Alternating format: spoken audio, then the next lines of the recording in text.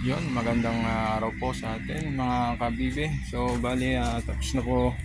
Yan, tapos na po ang aking ginawang incubator. 108 capacity incubator. Yan po. So bali gumagana na po siya. Testing po natin. At pagka goods na, saka natin siya pinturahan. Yan.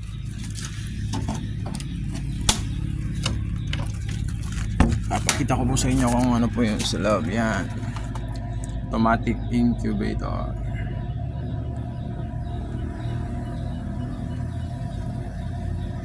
Yan, sa mga gusto pong magpagawa at bumili ng incubator, comment down below o kaya i-PM nyo po ako sa akin Facebook page. Yan.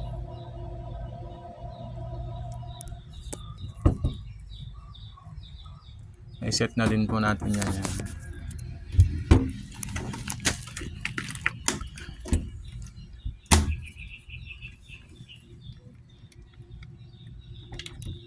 Yan.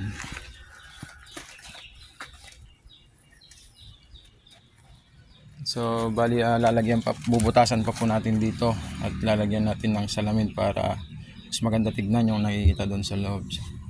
Yan. So bali tinetesting ko muna siya. Sinet ko muna yung kanyang switch, automatic switch. Ano? Yan.